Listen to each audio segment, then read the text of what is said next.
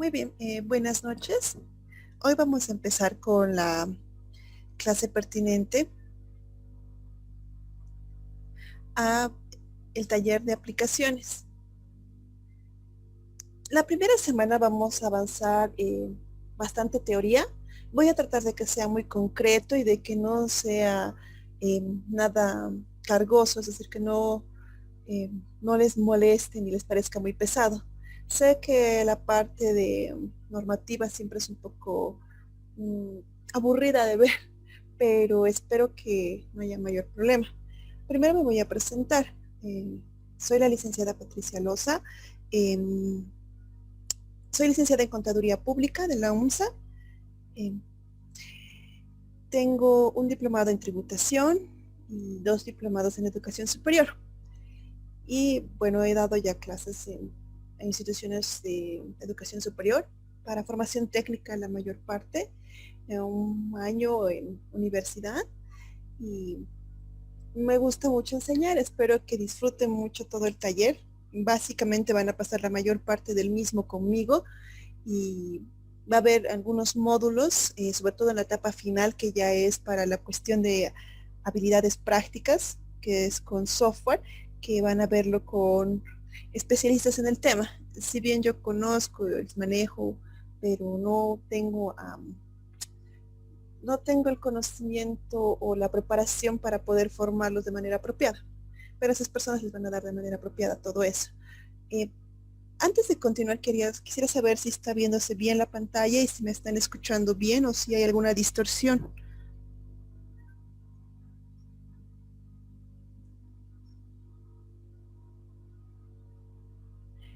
¿Pueden escucharme bien? Sí, licenciada.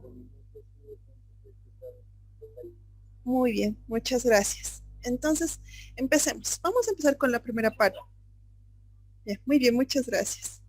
Empecemos con la primera parte, que es referente a la normativa que es aplicable al NIT.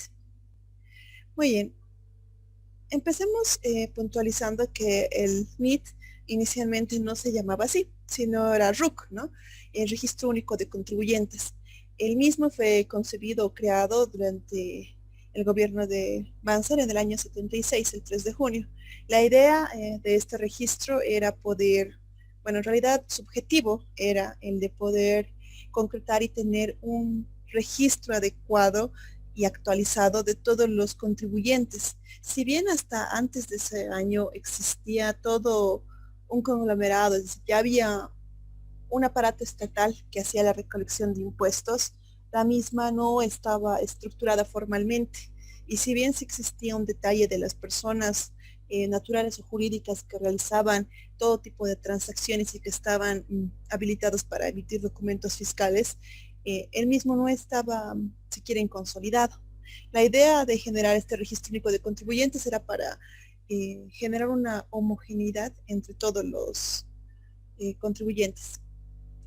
Posteriormente, en el año 93, después de la primera reforma tributaria, bueno, la gran reforma tributaria que hubo, se creó ya una actualización al registro único de contribuyentes, en virtud de que la mayor parte de los que habían sacado o tenían su RUC hasta antes de ese año, ciertamente no hacían un uso apropiado del mismo, es decir, sí existían, pero no estaban usándolo. Entonces, mediante ese decreto supremo, el 23680, del 19 de noviembre del 93, se autoriza. En ese momento se hablaba de la Dirección General de Impuestos Internos. Ahora se hablaría del Servicio de Impuestos Nacionales, el SIN, al respecto de la implementación del proceso de actualización de datos en el padrón general y la renovación del carnet de contribuyentes, así como los certificados de inscripción al RUT. Debemos recordar que si bien había ya un registro y se contaba con ciertas características para el uso de un RUC, el mismo aún estaba en proceso de ser consolidado. Muy bien. Dentro de esto se implementa de manera ya generalizada el carnet de contribuyente y su certificado de inscripción, que a nuestros términos actuales, el carnet de contribuyente vendría a ser la tarjeta MASI, ¿no? Que es como igual una tarjeta identificativa, y si ustedes... No se ve la presentación, disculpen, confírmeme eso. Acabo de leer una persona que no puede verla. ¿El resto puede ver la presentación?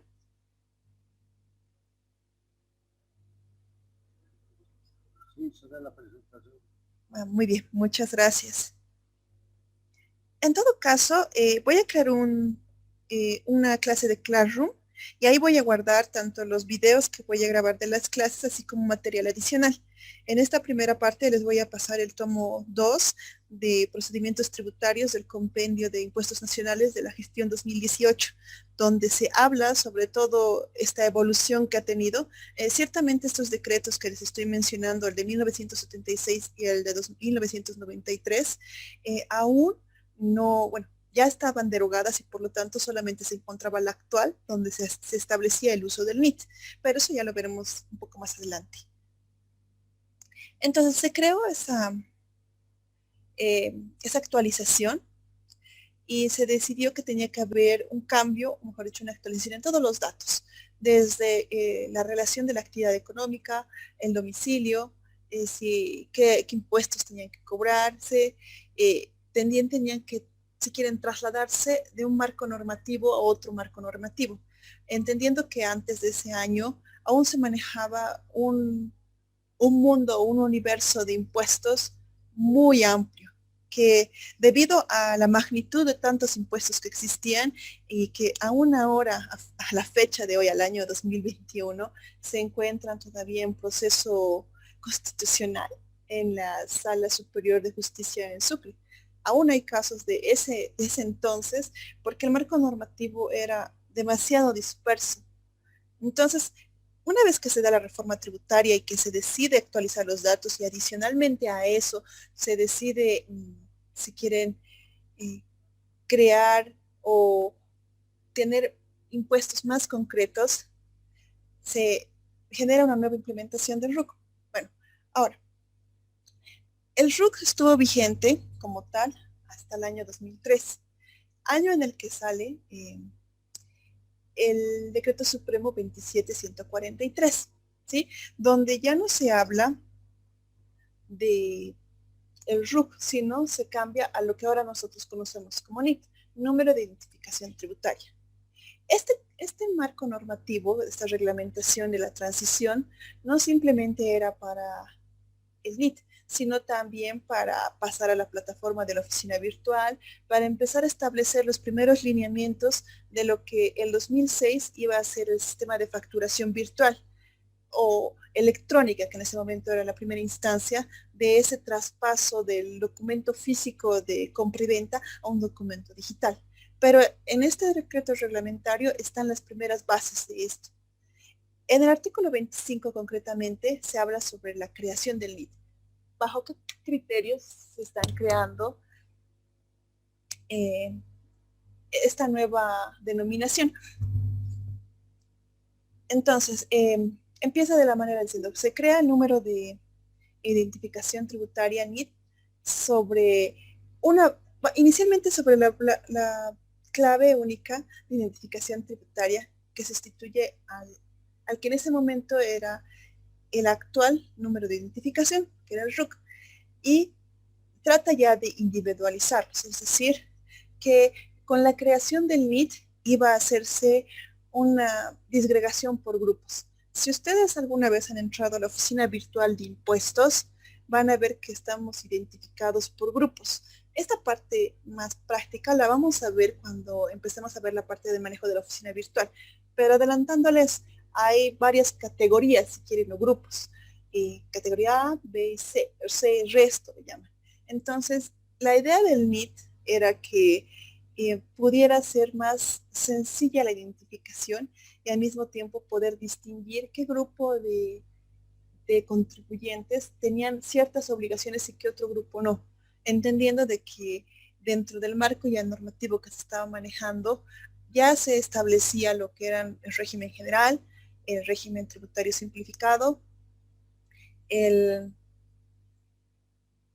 el sistema tributario, el STI, que es para transporte público, y el RAU, que es el régimen agropecuario unificado, que es para la parte de las unidades productivas agrícolas pequeñas, porque hay que distinguir que no se puede hablar de RAU para una empresa ganadera o para una empresa agrícola.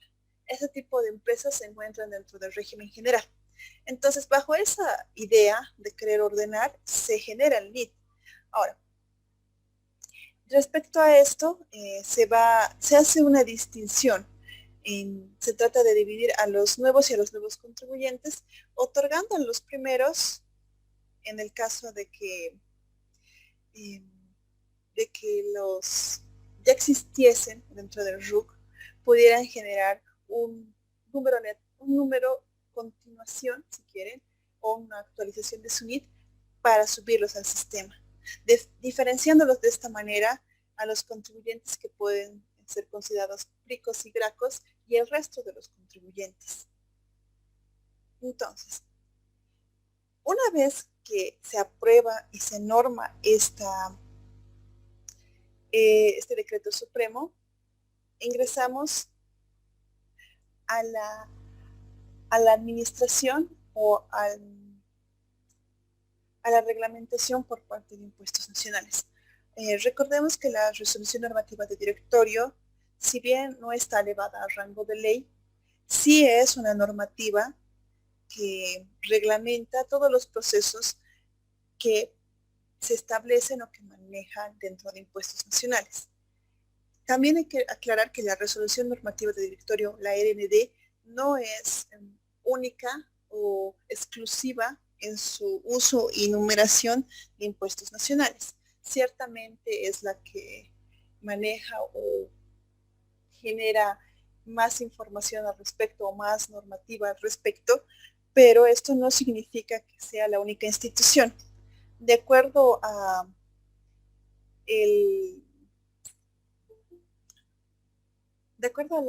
al tipo de normativa, sabemos que la normativa suprema o la que prima sobre el resto es la Constitución Política del Estado, pero esta está aparejada o está en respeto o concordancia de los tratados internacionales con los que en los que hemos firmado. Es decir, que esas dos primeras normas se encuentran a la cabeza de todo el reglamento y luego vienen en las leyes, los decretos supremos. Luego de eso vienen las resoluciones ministeriales, las biministeriales, luego vienen las RNDs, las resoluciones normativas de directorio, que son resoluciones que si bien se encuentran en la parte más baja, si quieren, de esta pirámide legal, tiene función y tuición para realizar todo un espacio marco normativo. Bajo este criterio, después de haberse creado el primer decreto que ya reglamenta el uso del MIT, desde que crea la figura del MIT como tal, tenemos esta RND, que es del 2003 también, la 101303, que nos dice lo primero, para todas las personas naturales, jurídicas y asociaciones indivisas, el número del CIE, o sea, de carnet de identidad, más códigos de control asignados por la administración tributaria. Aquí se crea la obligación para todas las personas, ¿sí? Todas aquellas que son naturales, unipersonales y asociaciones indivisas. Indica lo siguiente, tiene que ser el número de carnet más códigos de control. El número de carnet es el que todos poseemos, cada uno de nosotros tenemos un número de carnet único, y esos códigos de control asignados básicamente son un 0 y el año de creación. Por ejemplo, en mi caso, mi carnet es 6940500. Yo solicité la creación de mi NIT en el año 2016. Entonces, mi número de identificación tributaria, mi NIT, es 6940500-016. Si este año creasen ustedes su número de identificación tributaria, sería su carnet más el 0 más el año que termina. Eso sí lo podríamos anotar para que lo tengan igual en las diapositivas. Y no tengo otro. ¿Qué sería?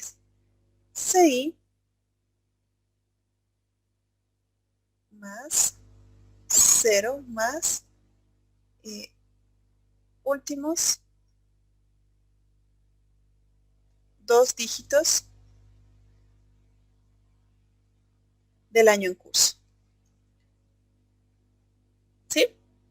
Entonces, si ustedes crearan este año su NIT, como les digo, sería su carnet más un 0 más los dígitos de este año, que serían 21. Los que crearon el año pasado, que deben ser bastante pocos, terminaron en 20. Ahora, bajo este parámetro, acá se habla primero de las personas naturales. ¿Qué pasa con las personas jurídicas? Nos aclara la normativa que para las personas jurídicas, extranjeros, personas naturales con RUN,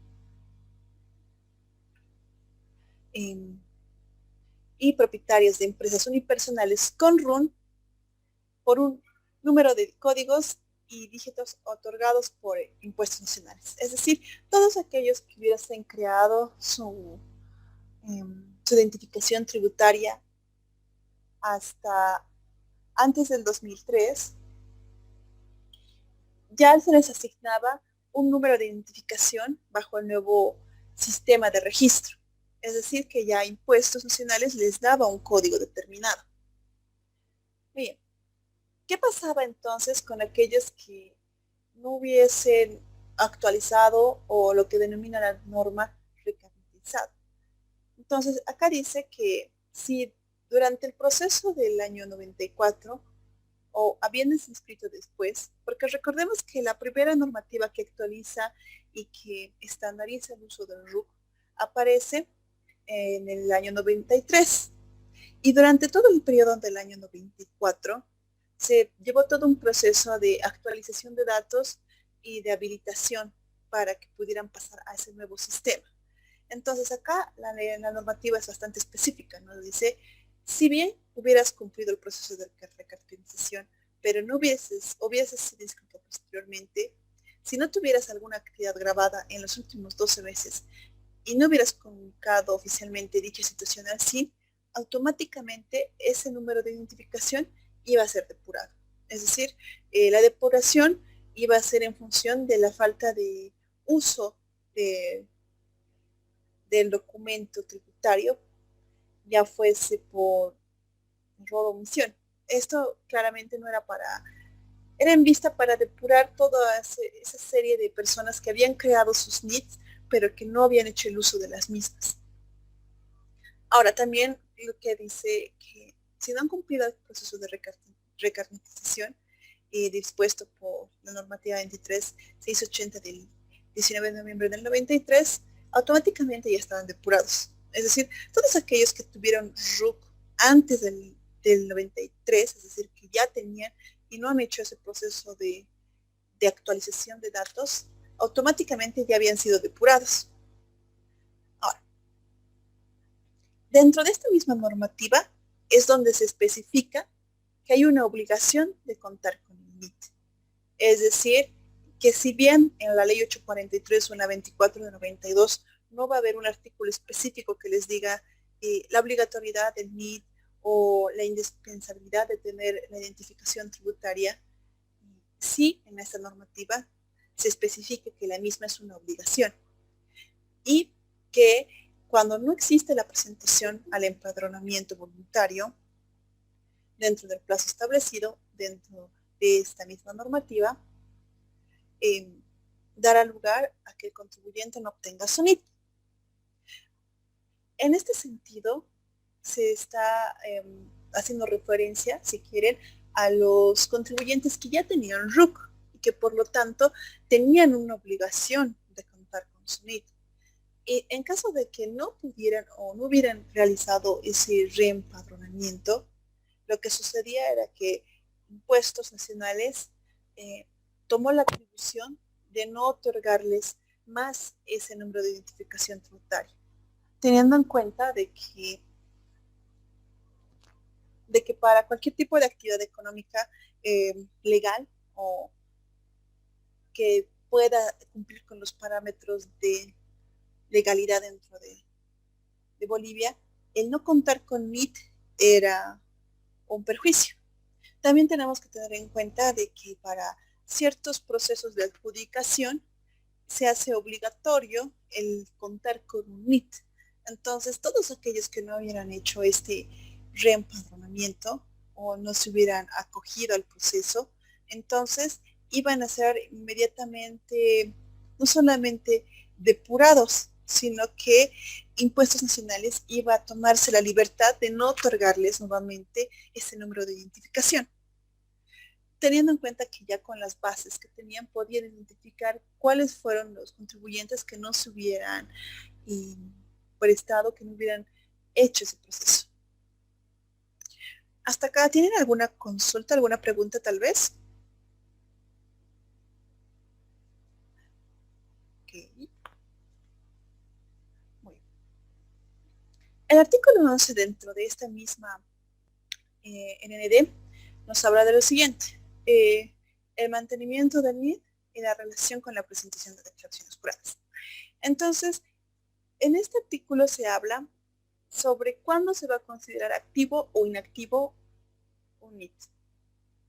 Primero, habla sobre el paso que debería seguir cualquier contribuyente que está figurando como inactivo y pasar a activo.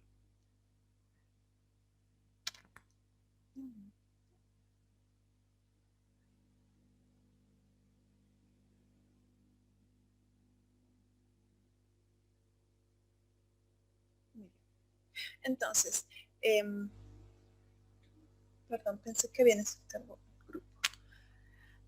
Primeramente, para pasar de inactivo a activo, tenía que haber una solicitud del contribuyente en las oficinas de la Administración Tributaria, es decir, en el SIN, en el Servicio de Impuestos Nacionales de su departamento. El proceso de activación debía ser en cumplimiento de los procedimientos que ya habían sido aprobados para ese efecto. Es decir, una vez que se hubiera, ¿sí? Una vez que se contara con esa solicitud inicial, tenía que pasarse un proceso, si quieren, donde Impuestos analizaba la pertinencia de esa solicitud. De momento están en el grupo, parece que tienen dificultades para ingresar. Lo voy a reenviar el link. No, muchas gracias, Karen, por haberlo enviado.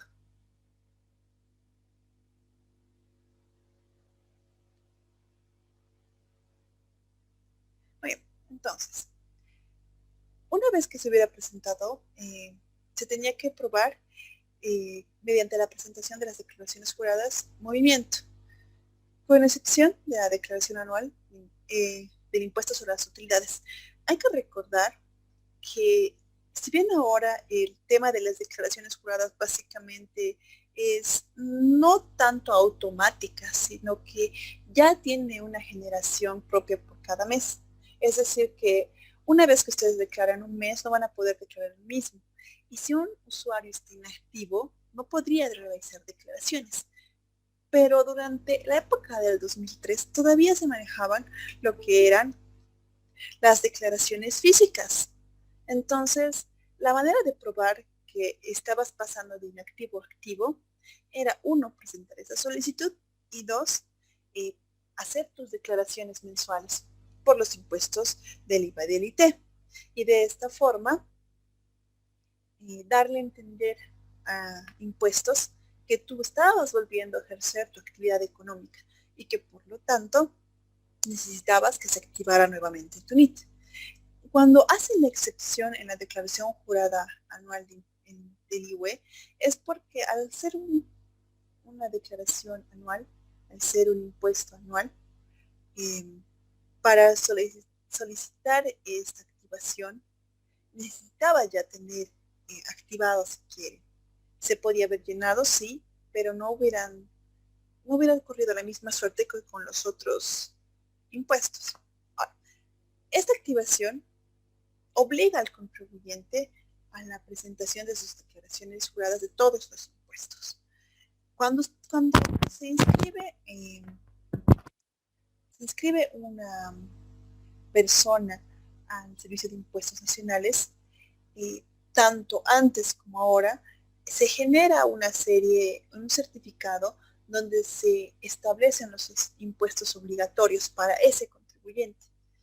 Tengamos claro de que dentro de nuestro marco normativo, si bien ya no existe un universo tan grande de impuestos como existió antes del 93, aún ahora hay bastantes impuestos.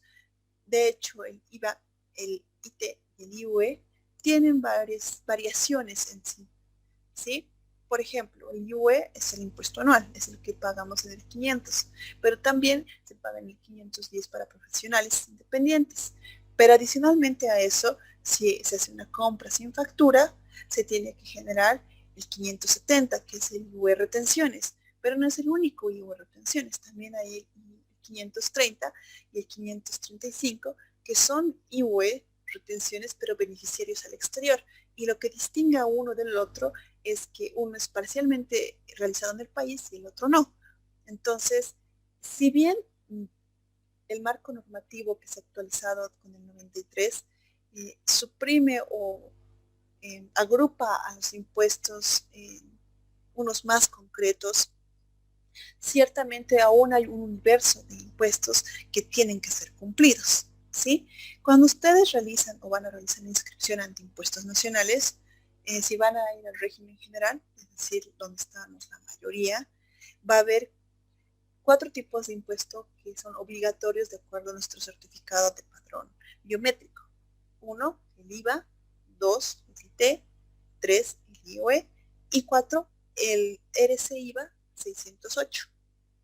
Extendiéndose de que los 2 primeros, el IVA y el IT, son mensuales, el IUE es anual y el 608 también es mensual, con una pequeña diferencia, que el 608, si bien tiene la obligación de ser realizado, eh, hay como una especie de corte en ese impuesto. El primer corte que se efectúa es a la gestión a julio 2019. Antes de julio 2019, todas las presentaciones del 608 eran optativas, es decir, solamente tenías la obligación de presentar el 608 cuando tenías un importe a pagar. Entre julio de 2019 y julio de 2020 se generó la obligación para todos, creándose para todos los dependientes un número de identificación, ¿sí? Es decir, se los tenía que dar de alta dentro del sistema de servicios de impuestos nacionales y todos aquellos que tuvieran, aunque sea una sola persona que ganara más de los 4 salarios mínimos, tenían que ser, si quieren, activados para ser parte del 608. Pero esa era una condicionante. Si no tenías ni un empleado que ganara más de los 4 salarios mínimos, no tenías que presentar al 608. En julio de 2020, en función de todo lo que ocurrió con la pandemia y también en función de que no era tan factible presentar el 608 aparentemente, se decidió otra vez cambiarlo. Entonces, ese impuesto que estaba en términos generales obligatorio de presentación pasó otra vez a ser como en el 2019 y anteriores. Es decir, solo hay obligación de presentar el 608 cuando hay un importe efectivo a ser pagado. Entonces, toda esa información de qué estás obligado a pagar y qué no se encuentra en tu certificado y ya se te asigna. Ahora, ¿qué pasa cuando quiere pasar de activo a inactivo? Es decir, lo contrario. Lo primero que hemos visto es pasar de inactivo a activo. Ahora vamos a ver de activo a inactivo. Lo primero es nuevamente presentar una solicitud expresa ante impuestos nacionales sobre el querer, si quieren dar de baja su número de identificación, ¿sí? Lo siguiente es presentar las declaraciones juradas, pero ahora ya no con movimiento, sino sin movimiento. La no presentación de las mismas en los plazos establecidos, si bien va a generar la inactivación, también es un incumplimiento a deber formal, ¿sí?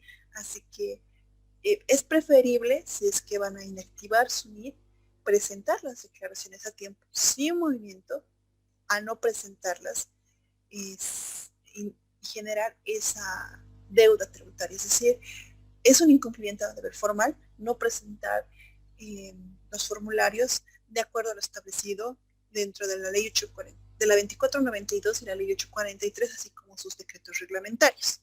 Entonces, no les recomiendo no presentarlos. Preséntenlos, pero sin movimientos. Es decir, que cada mes sea 0000 y el libro de compras y ventas lo propio, sin movimiento. Habla acá de todos los impuestos mensuales o trimestrales. ¿Por qué habla de trimestrales? Porque la normativa también contempla a los regímenes especiales, aquellos que pagan de manera trimestral sus impuestos, como lo son el STI, el RAU y el RTS, el régimen tributario simplificado. Entonces, acá les pide específicamente que el periodo que tiene que figurar sin movimiento tiene que ser, en el caso de los impuestos mensuales, de los que van a declarar de manera mensual, 6 meses, 6 meses sin movimiento. Y en el caso de los impuestos trimestrales, habla de 2, pero 2 trimestres, es decir, igual 6 meses. Es decir, que antes de presentar tu solicitud, han debido pasar por lo menos 6 meses en los que tus declaraciones han figurado sin ningún movimiento. ¿Hasta acá alguna pregunta?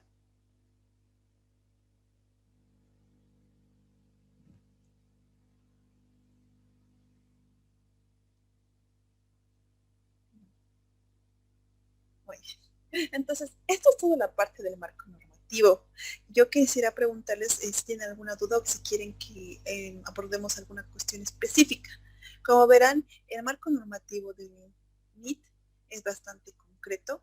Se habla específicamente de por qué se está creando, cuál es su función dentro del marco normativo, es decir, para qué lo va a usar en impuestos nacionales y adicionalmente a eso, cómo se puede activar o inactivar el mismo.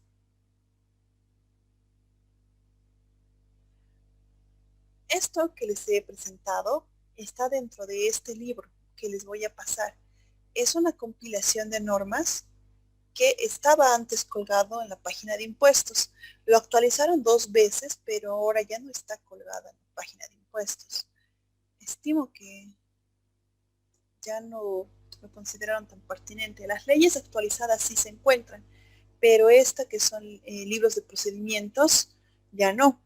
Ahora, como ustedes verán, como les decía, en el compendio de 2018, que habla sobre todos los procedimientos y tributarios, es donde se encuentra esa parte de la normativa de la creación del NIT, específicamente en esta página. Les voy a mostrar.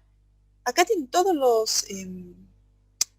la normativa pertinente a trámites. Entonces, es bastante útil tener así las RNDs, porque tenerlas dispersas es un poco complicado para su utilización, es decir, ¿cómo podemos respaldarnos si tenemos la normativa ordenada por fechas? Si bien los compendios de la ley, la 843 y la 2492, ya cuentan o ya tienen referencias a sus RNDs, el tener las RNDs específicamente seleccionadas por tipo de procedimiento es muy útil. En este caso es esta la que estamos viendo.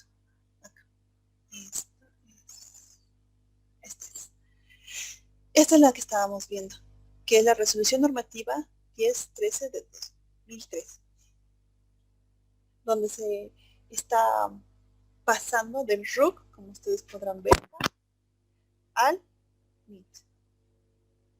Y se habla ya de un padrón nacional de contribuyentes. A posteriori, esta parte del padrón nacional de contribuyentes pasa a llamarse padrón biométrico de contribuyentes, en función de lo siguiente, de que ya los sistemas de impuestos no solamente recaban información sobre la identificación personal, sino que adicionalmente a eso se genera o se establece nuevos parámetros de seguridad, como lo son la captura o la fotografía del rostro del contribuyente, así como la huella digital del mismo, ¿sí? Este proceso de actualización del padrón biométrico se llevó a cabo durante el periodo 2014 a 2015. Ahora que hay que recordar lo siguiente, a partir de la gestión, de esta gestión o finales de la anterior gestión, depende de cómo lean la normativa, porque a finales, en septiembre del 2020 salió una RND que establecía que todos los contribuyentes tenían que actualizar o tienen que actualizar su NIT, es decir, el documento de exhibición, es donde dice NIT emite factura o NIT no emite factura, tiene que ser actualizado cada año. Es decir, que hay una obligación formal de actualizar datos, ¿sí? Entonces, les puedo mostrar el mío, déjenme mostrarles, por acá lo tengo, para que vean que ya tiene una fecha de vencimiento. De la misma forma que si ustedes alguna vez han realizado lo que es Funda Empresa, que tiene una fecha de vencimiento de su registro de comercio, de la misma forma existe una fecha de vencimiento para nuestro NIT. Acá está. Este es mi NIT, por ejemplo. Como verán, yo emito mi factura, lo he creado en el 2016 y tiene mi dirección, el municipio al que pertenezco, mi actividad, tiene mi actividad principal, el tipo de contribuyente que soy, el código QR, que es muy importante en todos los nuevos documentos que están generándose, sobre todo durante esta época de pandemia, ya cuentan con este código QR. Vamos a ver su funcionalidad y todos los atributos positivos que genera este QR en las siguientes clases, ¿sí? Acá, como verán, está mi foto y adicionalmente está la fecha de vigencia. Este documento en particular solo va a estar vigente hasta el 8 de enero del 2022. La normativa se ha prorrogado. Inicialmente se estaba estableciendo de que solo se podía generar la actualización hasta el 31 de diciembre de 2020, pero debido a todas las situaciones que hemos tenido que esquivar, si quieren, o que afrontar, esta se ha ampliado hasta el 31 de marzo de este año.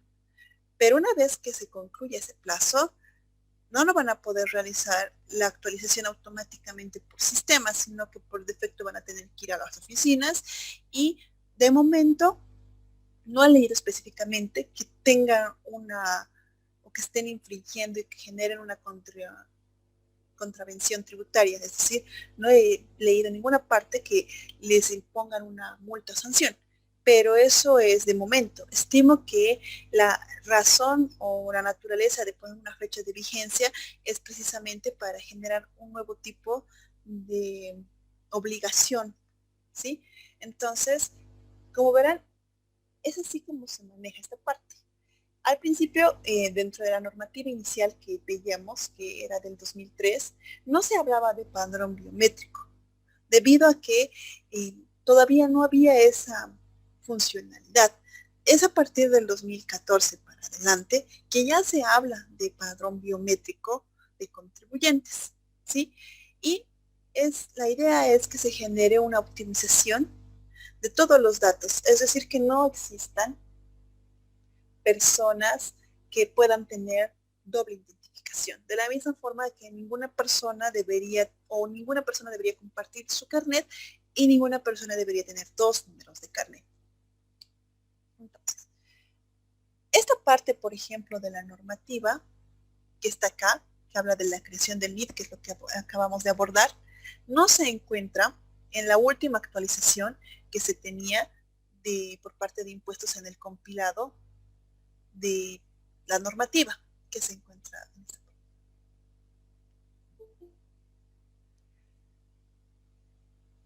Por ejemplo, este que les estoy mostrando es de 2018. La última que salió del tomo 2 de procedimientos es de 2019, pero ya no aborda esto.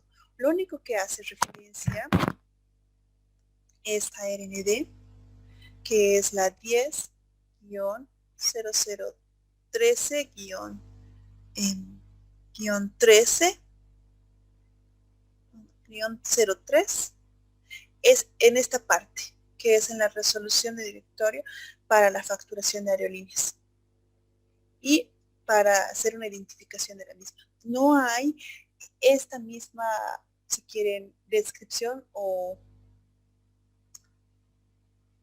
desenvolvimiento que sí se tiene en el compilado de 2018.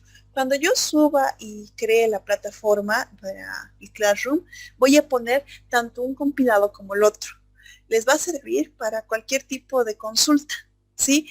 Y si bien en el último tomo, que es el más actual, donde está toda la normativa vigente hasta agosto de 2019, hay algunas cosas que siguen vigentes, pero que por su naturaleza ya lo toman como implícito, es decir, saber que tienes que crear un NIT, saber para qué sirve, saber cómo activar e inactivar, parece que ya es considerado algo que implícito, es decir, que no necesita mayor explicación, pero para que tenga más claro y mejor desarrollado, les voy a pasar el de 2018, donde está mucho más explicado. ¿Tuvieran alguna consulta o alguna pregunta?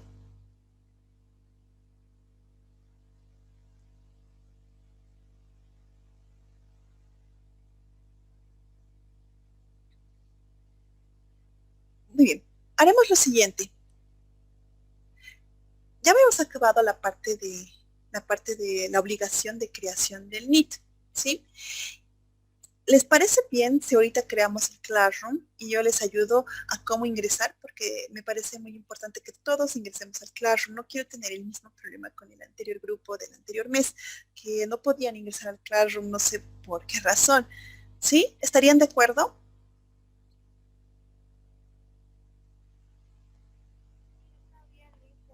Perfecto. A veces es complicado el Classroom, pero es porque cuesta meter la clavecita. El código, la clave, eso es lo único. Ya. Y lo demás es sencillo. Exactamente. Entonces, ahorita mismo lo crearemos. Vamos a abrir y así vamos a ir paso por paso. ¿Sí? Voy a crear una nueva clase.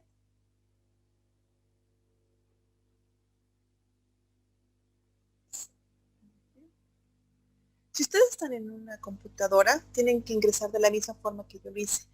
Van a su pantalla principal de su Google y aquí tienen unos cuadraditos y acá adentro está la opción del Classroom. Van a ingresar ahí y van a apretar igual más, pero en vez de poner crear clase, van a poner unirse clase. Primero crearemos la clase.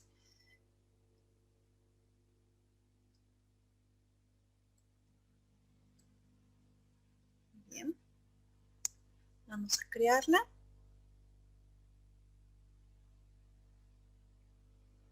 Vamos a dar un momentito y vamos a tener el código. Muy bien.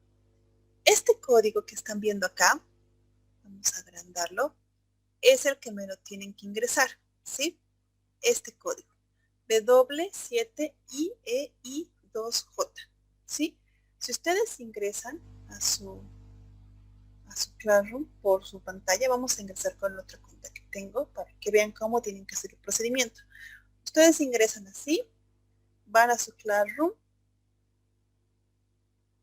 y van a poner en esta partecita que les va a aparecer el más,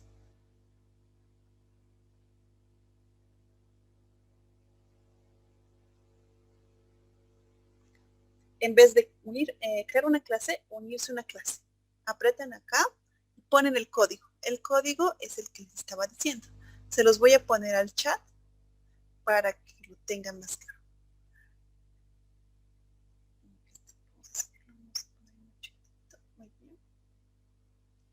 Este es el código. Lo van a anotar y lo van a copiar en acá. Y ponen unirme.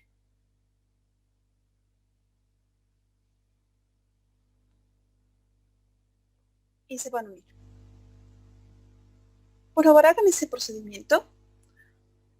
Se los voy a pasar al chat del grupo en el Meet y de ahí lo copian más fácilmente. Ese código, por favor, cópienlo en esa parte de unirse y ahí van a estar las clases guardadas, grabadas y van a estar todo el material adicional, tanto la compilación que les he mostrado como otra normativa relevante. Por favor, si pudieran hacerlo para que yo pueda revisarlo. Sí. Muy bien. Vamos a ver. Aquí. Perfecto. Este intento y me salí de la plataforma, por eso volví a entrar hace rato. No, no se preocupe. Le voy a enseñar cómo se hace para hacer igual por celular. Si está en el celular, lo tienen que hacer de esta manera. Si están en su celular, van a apretar en acá. Yo lo tengo guardado aquí. Aquí, ustedes ya van a tener, en la mayoría de los celulares está instalado el Classroom. Apretan, van a esperar un momento para el ingreso, van a ir a su cuenta, van a poner acá. Como verán, en la parte inferior derecha está el más, ponen unirse a una clase y van a copiar el código de la clase, que es en este caso W7IEI2J. Apretan unirte y deberían unirse.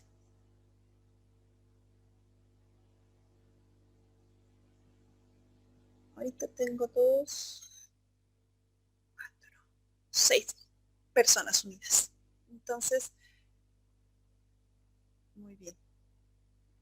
¿Alguien tiene algún problema para poder unirse? ¿Se podría repetir cómo entrar por el celular? Estoy grabando para hacer. Ok, no se preocupe. Entonces otra vez vamos a compartir. Voy a ir a mi pantalla principal. Yo lo tengo guardado en esta carpetita. Ustedes tienen esto ya preinstalado. La mayoría de los celulares, no todos, pero la mayoría los tienen. Apretan ahí. En este caso yo voy a cambiar de cuenta. Y voy a ir en esta que tengo. Y voy a apretar más. Como ustedes verán, esta cuenta en particular no tiene ninguna clase unida. Entonces pongo unirme a clase y pongo el código. El código que ya está en su chat. Lo pueden copiar. Que es W7IEI2J. Ponen unirse y se van a unir a la clase. Muy bien. ¿Alguien más ha tenido alguna dificultad para poder ingresar?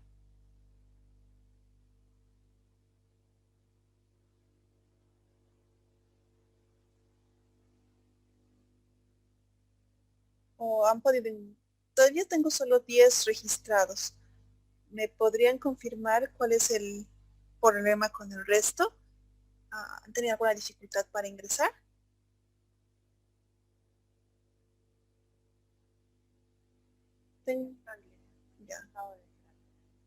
Tengo 17 estudiantes. Tengo 23 en línea. En teoría serían 22 en línea. Faltarían. ¿Hay alguien que tenga dificultad? Yo no puedo. Ya, entonces vamos a hacer lo siguiente. Yo le voy a añadir con una invitación. Déjame su correo electrónico en Gmail. Tiene que ser Gmail necesariamente su correo. Dícteme su correo. Díctame. Gracias, ¿así? ¿Cómo está en la pantalla escrito?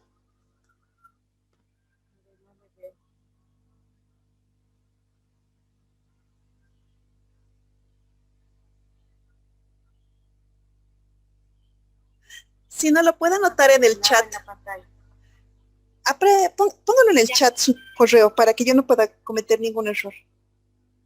Ya, está bien. A ver, por favor.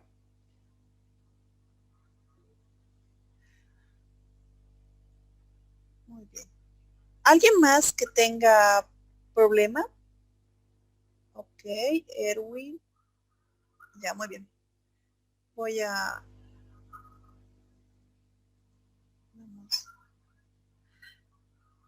Con la invitación no tendrían que tener mayor dificultad y ya deberían poder ingresar. Yo también hice Ya, ya no se preocupe. Ponga su correo de la misma forma que sus compañeros en el chat y con eso yo voy a poder unirla al grupo. Muy bien. Las personas que me han mandado, por favor, revisen que esté bien su correo. Por favor, esta persona que me dijo que no podía ingresar, su correo, por favor.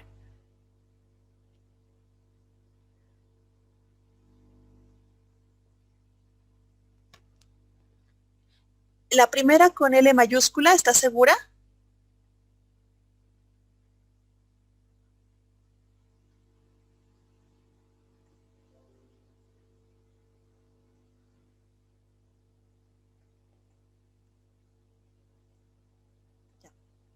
¿Alguien más para que envíe la invitación?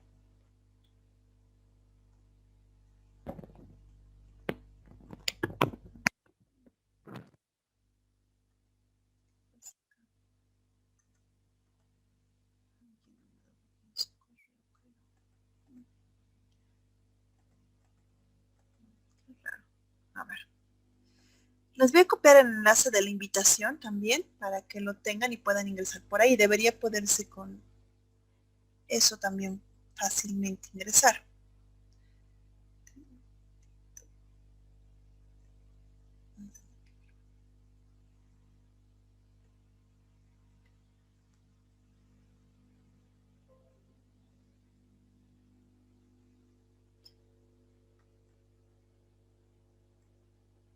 Ya.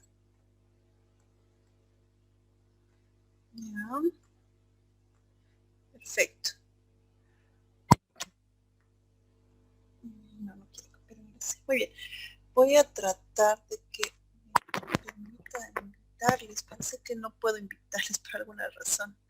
A ver, vamos a volver a poner invitar y vamos a invitar uno por uno. A ver.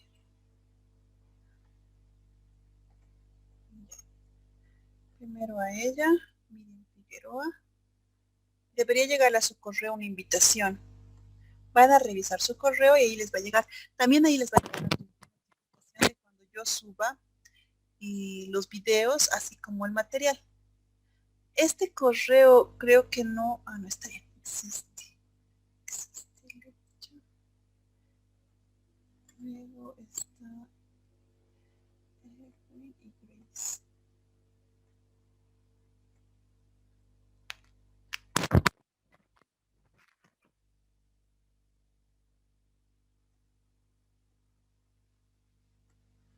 Las personas a las que les he enviado la invitación podrían confirmarme que les ha llegado para que a futuras clases yo guarde y maneje ahí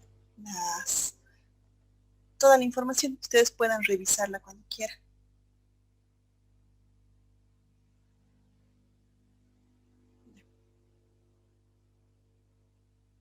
Muy bien. Entonces ya con esto tendríamos que estar.